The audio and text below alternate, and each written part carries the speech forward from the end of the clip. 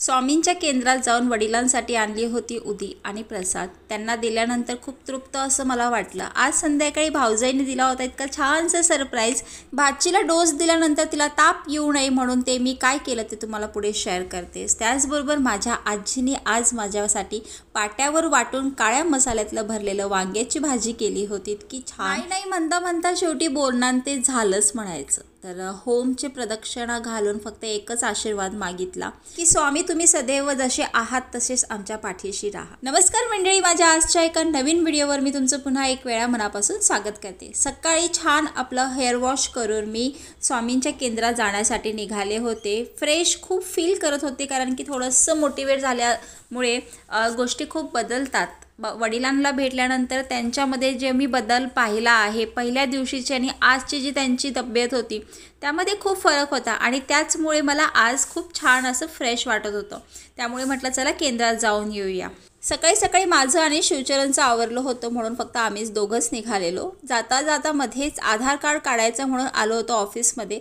तर इथे आल्यानंतर कळालं की बाळाचा ओरिजिनल बर्थ सर्टिफिकेट लागतं म्हणून मी ओरिजिनल तर विसरलेच. पण मला अजून एक गोष्ट शेअर करायची ती म्हणजे आपले मुलं शिकणार कसे. आपलं लक्ष असते का आपल्या मुलांकडे. तुम्ही पाहू शकता इथे इतके छान मुलं नटून थटून शाळेचा युनिफॉर्म घालून शाळेत तर आलेले आहेत आणि इथे मॅम सगळ्या छडी हातात घेऊन मोबाईलमध्ये रील्स स्क्रोल करत होत्या. एक मॅडम कंटिन्यू फोनवर बोलत होत्या. हे बघून मला अतिशय वाईट वाटलं. तर काय करणार शेवटी. तर असो, आता मी केंद्रात येऊन महाराजांसाठी प्रसाद घेतला. प्रसाद घेतल्यानंतर कळालं की काकी मला आधीच ओळखतात आणि त्यांनी मला सांगितलं की ताई मी तुझे व्हिडिओ पाहत असते, तुझे रेसिपीचे व्हिडिओ मी पाहिले आहे 2-3. तर हे ऐकून मला अतिशय आनंद झाला की बाबा खरंच आता लोक आपल्याला ओळखायला लागले. तर केंद्रात आल्यानंतर सर्वात प्रथम बाळाचे शूज वगैरे काढले, त्याचे हात पाय आणि डोक्यावरनं पाणी फिरवलं. त्यानंतर आता आम्ही आतमध्ये जाणार आहोत. जेव्हा केव्हा मी उन्हाळ्याच्या किंवा दिवाळीच्या सुट्टीत यायचे त्यावेळेस मी नेहमी ठरवायचे की मला केंद्रात जाऊन यायचं. 1-2 वेळा माझं येणं तर झालं पण जेव्हा जेव्हा मी ठरवेल तेव्हा केव्हा कधीच असं झालेलं नाही. पण असं असतं ना की स्वामींच्या मनात ज्यावेळेस असतं त्याच वेळी आपण केंद्रात जाऊ शकतो. हे असं मला सांगितलेलं आहे माझ्या भरपूर मैत्रिणींनी. जेव्हा स्वतःच स्वामी आपल्याला बोलतात तेव्हाच आपण जाऊ शकतो. तुम्ही ठरवल्याप्रमाणे तुम्हाला तिथे जाता येत नाही. तर आज स्वामींनी मला प्रत्यक्षात बोलून घेतलं असं मला वाटलं. सकाळी उठल्या उठल्या तेच असं आता आतून अशी एनर्जी आली होती की आपल्याला केंद्रात जायचं आहे. म्हणजे मला स्वामींनी बोलवलं होतं केंद्रामध्ये. तर छान असं होमची प्रदक्षिणा करून घेतली. मंदिराच्या आत मी शूट नाही केला, हे बाहेरचं आहे कारण की मंदिरमध्ये बांधकाम चालू आहे आणि त्याचबरोबर आतमध्ये एक वेगळी शांतता असते. त्या ठिकाणी जाऊन मी जप केला आणि स्वामींचा आशीर्वाद घेतला. आत गेल्यानंतर शूट करायचं नाही असं माझं ठरलेलं होतं घरातनं निघतानाच, म्हणून मी मुद्दामून तुम्हाला वरचं दाखवलं. तर छान आशीर्वाद घेतल्यानंतर स्वामींचा आता आम्ही निघालो आहोत ऑटोने. जाताना आम्ही पायी गेलेलो कारण मी म्हटलेच होते स्वामींना की मी माझ्या बाळाला काखेत घेऊन स्वतः पायी येईल.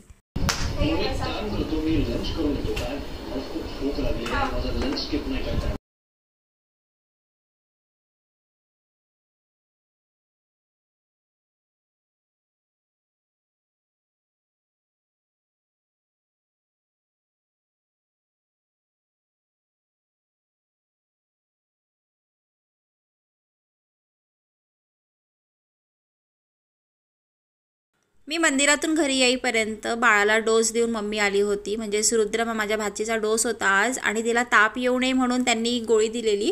तर तिचे 3 डोस होते, 2 मांडीला आणि 1 हाताला. तर तिला खूप त्रास झालेला असं आई म्हटली. खूप रडली ती, अशी लाल लाल झाली होती. तिला ताप येऊ नये म्हणून लगेचच चतकोर जी गोळी असते ती तिच्या आईच्या दुधामध्ये कालवून तिला पाजवली. तर म्हटलं असू दे, कशाला उगाचच आणि ताप नको यायला. मागच्या वेळेस काय आला नव्हता तिला पण यावेळेस पण नाही येणार म्हटलं, पण तरी आपण प्रिकॉशन्स घेतलेले बरेच. तर ती शक्यतो माझ्याकडे आली की छान हसते वगैरे. माहीत नाही, एक वेगळीच बॉन्डिंग आहे आमच्या दोघींमध्ये. व्हिडिओ कॉलवर पण ती खूप छान असते. तर मला माहिती आहे की आमची एक मैत्री छान असणार आहे कारण की मी तिच्याबरोबर ॲज अ आत्या नाही तर तिची मैत्रीण म्हणूनच राहणार आहे. हे मी ती येण्याच्या आधीच ठरवलं होतं. मुलगा असू दे मुलगी असू दे पण मी तिच्यासोबत किंवा त्याच्यासोबत छान बॉन्डिंग करेन. तर असंच आहे, एक आत्या म्हणून तिने मला कधी घाबरलं नाही पाहिजे असं मी ठरवलं आहे की ती मला मैत्रीण म्हणून सगळ्या गोष्टी शेअर करायला पाहिजे. डोस दिल्यानंतर डाव्या मांडीला गाठ येईल असं सांगितलं होतं म्हणून आम्ही कॅरीबॅगमध्ये बर्फाचा गोळा ठेवलेला आहे आणि त्यांनी शेकतोय. आता कॅरीबॅगमध्ये का ठेवला आहे ह्याचं कारण एकच आहे की आपण जर कापडामध्ये बर्फ ठेवलं तर ते पाणी तिच्या शरीरात जाऊ शकते म्हणून. माझ्यासाठी खास माझ्या आजीने आज भरलेलं वांगं पाट्यावर वाटून असं काळ्या मसाल्यातलं केलं होतं. आणि शेवटी कसं असते, आजीच्या हाताची जी चव असते ना, ते आपल्या आईच्या हाताला पण नसते. मला तर लय आवडते तिच्या हातचं खाणं. त्यामुळे मी जेव्हा केव्हा येईल ना, तर आजी माझ्यासाठी कारलं वांगं असं करतच असते नेहमी आणि माझ्यासाठी आणून देत असते. आणि तिला फार फार कौतुक वाटते आपल्या नातवंडाला खाऊ घालताना. आणि तिला एवढा अभिमान आहे ना माझ्यावरती. सगळ्यांना सांगते माझी नात आहे ना, ती यूट्यूबर आहे, यूट्यूबवर व्हिडिओ टाकते, ती हिरोईन आहे असं म्हणते. तिला नाही माहिती हो क्रिएटर काय असते, पण ती हिरोईन करते. म्हणजे तिला एवढं भारी वाटते ना, कौतुक आहे तिला माझं फारच. आणि मला पण छान वाटतं. आणि असावं आपल्या आजी आजोबांना आपल्यावरती गर्व असायलाच पाहिजे असं मला वाटतं. तर चला मी फ्रेश झाले आणि तुम्ही पाहू शकता माझ्या चेहऱ्यावरती 1-2 पिंपल्स आलेत.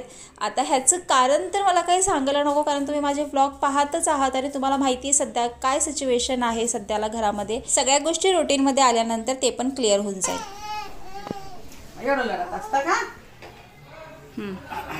आज बाळाला डोस दिल्यामुळे रुद्रमा थोडी जास्तच किरकिर करत होती, पण काही नाही, घरात जास्त लोक असल्यानंतर त्याला सांभाळण्यासाठी पण होते, त्यामुळे ते काय ॲडजस्ट झालं.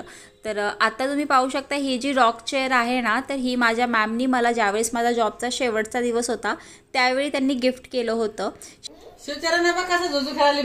ते बघ बेबी जुजू कसा खेळते बघ. ये जुजू, ए जुजू, जुजू जुजू. तर आई आता झोपलेली आहे, तर आम्ही हे अशी बोरणांची तयारी करते आहोत. आणि हे मामीचं आणि माझं सगळं प्लॅनिंग आहे. आईला सरप्राईज देणार आहे.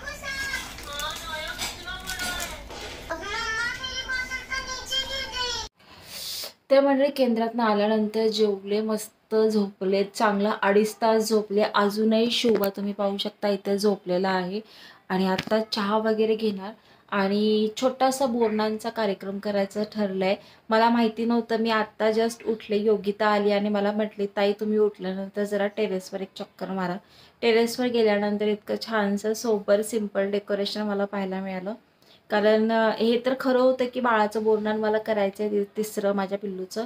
पण तिथे गेल्यानंतर आता माझ्यात काय स्टॅमिना राहिला नसता आणि वेळ पण आता म्हणजे जास्त दिवस उरलेले नाहीत, मग करायचं कसं. त्यामुळे त्यांनी म्हटले की चला थोडक्यातच का असते ना आपण करून टाकूया. मग आता पटपट आवरते, बघते जर मी तयार झाले तर ठीक आहे, ना तर वैशूला तयार करते आणि त्याच्यासोबत बसवते. मम्मी बघ एवढं घातलं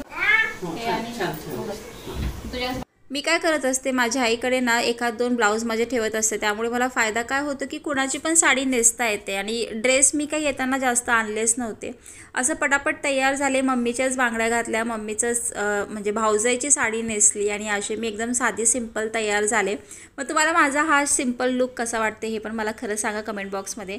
केसांच्या त्या लटा झाल्या होत्या, पण काही नाही तशाच बांधल्या, कारण की एवढं विंचरत बसणं म्हणजे फारच अवघड झालं असतं. पप्पा करायचे ना.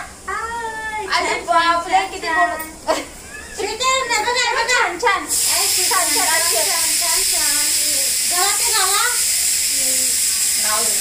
ते काळा गळ्यात झाला हे छान छान गळ्यात घालायचं. हा झालं झालं झालं आता. हा सोडून दे, नाही नाही नाही सोडून दे सोडून दे सोडून दे सोडून दे. चला आपल्याला वर जायचं, चला. ब्लर झालं. ये घ्या ये घ्या. आणि चला आपण वरती जाऊ. किती चिप्सचे पाकिट, किती चिप्सचे पाकिट ते. खा खा, हे नंतर खाऊया आपण. हा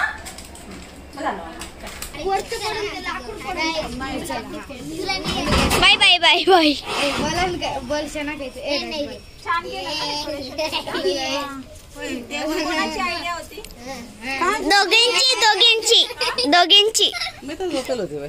काय केलं, कोणाची आयडिया होती. दोघींची होती.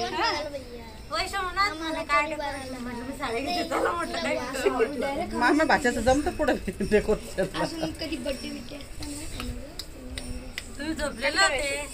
मला काय आहे. बोरनान आपण का करतो हे तर सर्वांनाच माहिती. आता नव्याने काय सांगायला नको, तरी थोडक्यातच सांगते की बदलत्या वातावरणामध्ये होणाऱ्या चेंजेसमुळे मुलांना त्या सगळ्या गोष्टी खायला मिळावेत.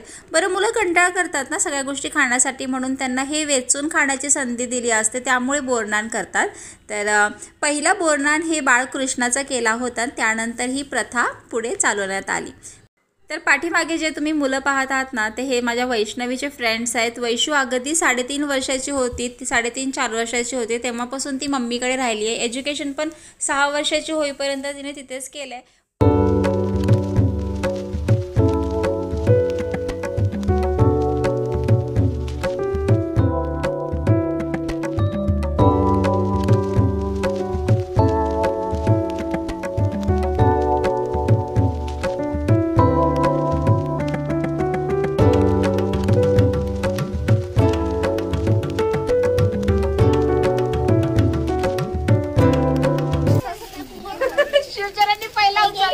हो का?